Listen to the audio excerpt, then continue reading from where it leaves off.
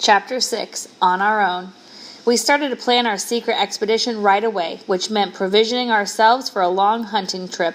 I packed as much food and supplies as I could into waterproof containers and hid the containers all over the island. The Bradley brothers were doing the same thing at their house. We figured we'd be gone for at least a few weeks, so we packed plenty of dry food, including cornmeal for grits, flour, and baking powder for biscuits, dried pork, cans of beans, jars of pickled vegetables, and I even managed to find a few jars of Mama's huckleberry jam. Remembering what John Samuelson said about running out of bullets, we'd also need a lot of ammunition. I figured this would be the hardest part because both my papa and the Bradley's pa kept their ammunition in locked cabinets. They'd know right away if any went missing. But then we fell onto a good piece of luck.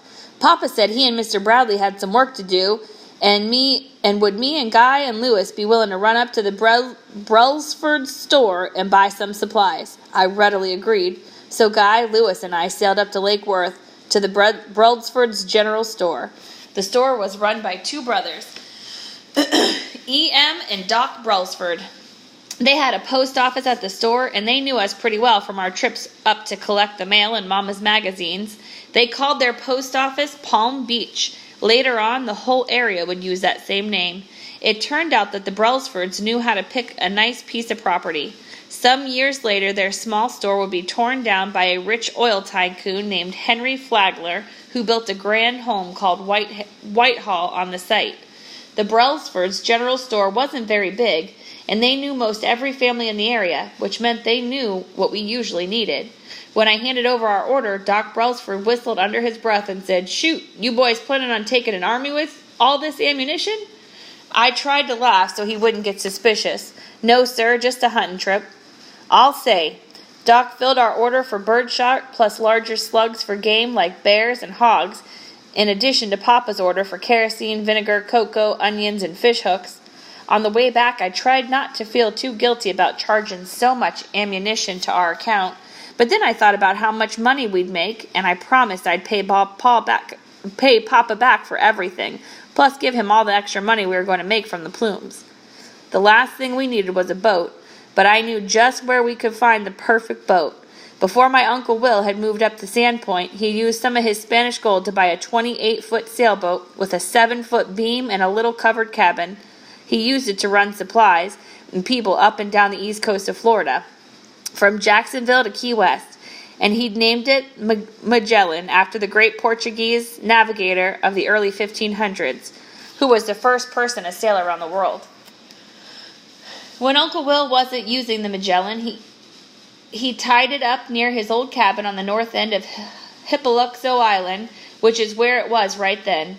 I knew taking Uncle Will's boat could land me in some serious trouble, even worse than the ammunition, but again, I promised myself that, just as with Papa, I'd pay for it myself if anything happened to the Magellan. The way I figured it, we'd have enough money to buy Uncle Will a whole new boat. Still, as the night before the Great Plume Bird expedition ticked away, I lay in bed awake and nervous. I'd never hidden such a big thing from Mama and Papa. Part of me knew that I'd been stealing food and supplies, and Mama would say that I'd stolen money to buy all that ammunition. I could hear her voice in my head. "That's not how we raised you, Charlie. That's not the Pierce way." But then I reminded myself why I was doing all this. It wasn't for me. I figured it would be different if I was sneaking away so I could do something selfish, but I wasn't. I was only doing something that needed to be done for the whole family. And wasn't that what Papa has said it meant to be a man? To take care of your family? Still, it didn't make sleep come any easier. So I sat up and wrote a short note to Mama and Papa explaining where I'd gone and why. Finally, sometime before dawn, I slipped from my bed, tiptoed from the house as quiet as a shadow.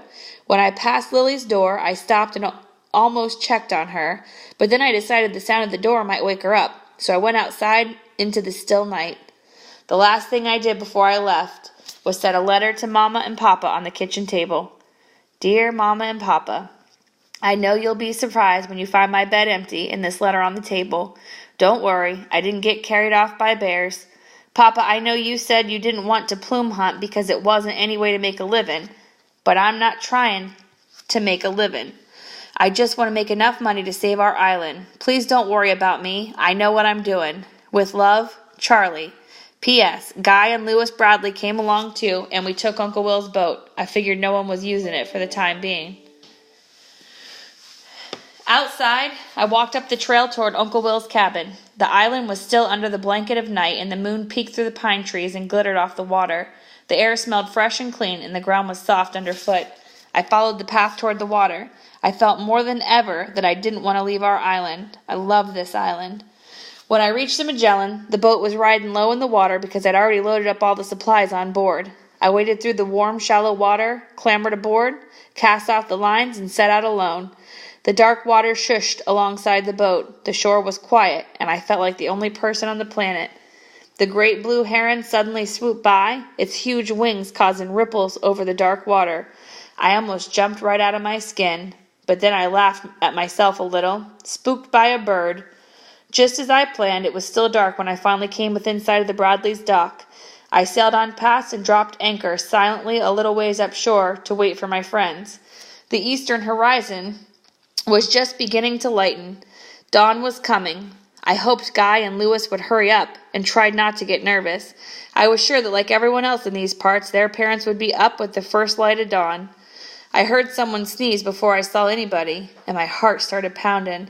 I watched the shore anxiously, hoping we wouldn't be discovered before the expedition even started. But it was only Guy and Lewis, walking down the path toward the shore. I noticed that Lewis had lashed his favorite fishing pole to his pack and smiled. Lewis stifled another sneeze in his shirt as they waded out to the boat and climbed in. Pretty soon Guy started coughing too. "You'd better quiet down," I said, helping Guy aboard. "You're going to wake up your whole house."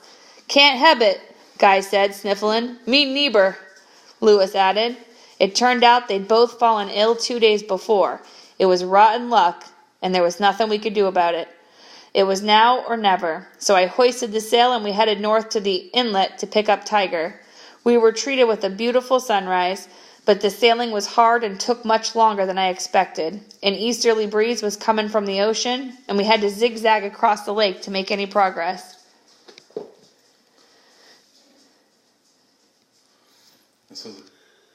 It didn't help much that Guy and Lewis were both so sick they couldn't do much besides sit and watch me handle the lines and tiller.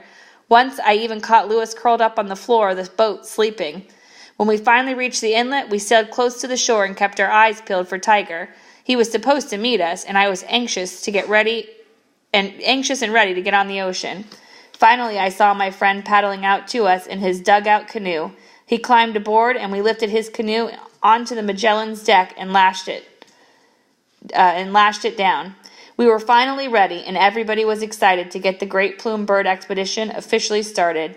Even Lewis seemed to perk up a little bit as I pointed to the bow of the Magellan for a narrow inlet, and we headed for the Atlantic Ocean.